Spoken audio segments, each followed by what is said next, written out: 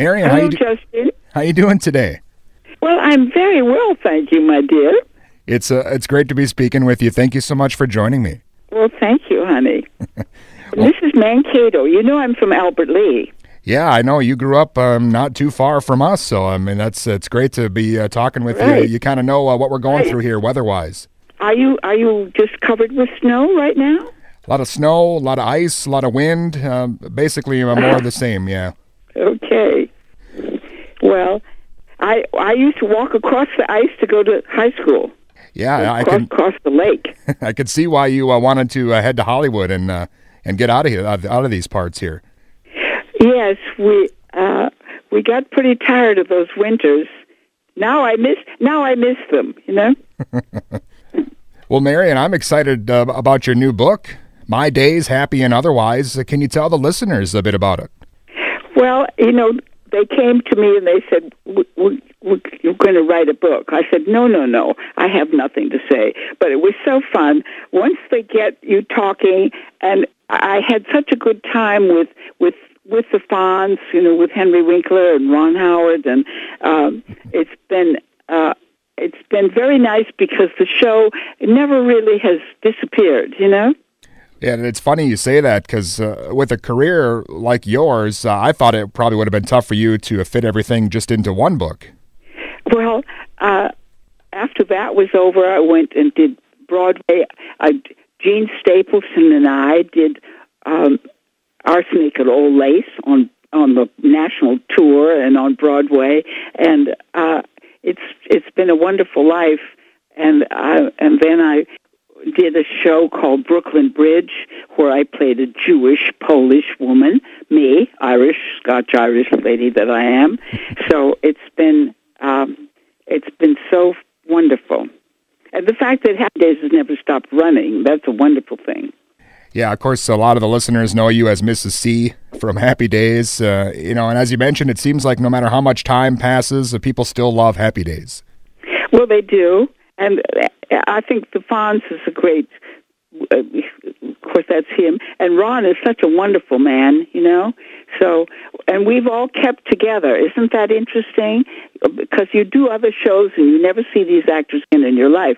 But Happy Days, we always somehow stick together.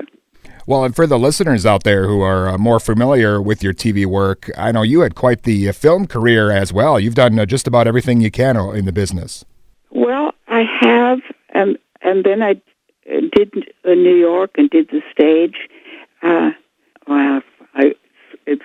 It's a wonderful life. So I don't know that I would recommend being an actor to anybody. It's tough. Can you take it? Can you take a punch? You know, it's tough.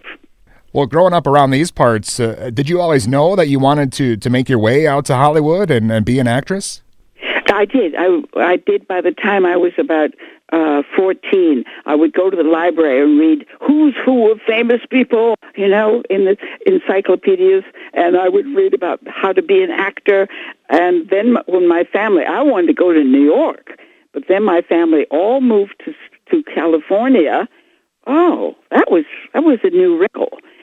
But that was a good thing, because we had a Globe Theater in San Diego that was wonderful theater. So the theater, I wasn't so interested in being a film actor. I wanted to be in the theater. Yeah, it's interesting. But you wound up doing theater and the films and TV, I mean, and voiceover work, I mean, just about everything you can think of. Do you know that I'm SpongeBob SquarePants' grandma? Yeah, that's a lot of younger listeners probably know that you more from SpongeBob for sure. Right. So. Well, and I always loved you as a grandmother on that 70s show. That was quite the departure from Mrs. C. That must have been a fun role for you. Oh, it was hysterically funny to be in that show. Right. She was so different. Oh, my gosh. And what a big hit that show was. Yeah, I loved it. I loved that 70s show. Well, again, the new book, My Days, Happy and Otherwise, is available now. And going back to Happy Days, Marion, it seems like a kind of show like that probably would never happen again, yet it's still just as popular as it was when it was on. So it's kind of odd how things work out like that. Well, because when there was not so much competition, every kid on Tuesday night watched Happy Days. Then they would go to school the next morning and they would all talk about Happy Days. And then they all wanted to get a Fonzie jacket. So it kind of was a huge, big hit that might not happen right now.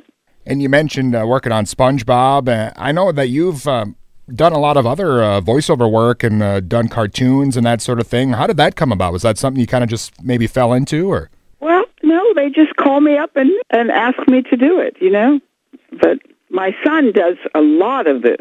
My son, Jim Meskimen, is a wonderful actor, and he has a commercial that was running a lot. He played George Washington being dragged across the highway in his boat. Did you ever see that? It was for Geico or something. Oh, so sure. My son was playing George Washington in this commercial.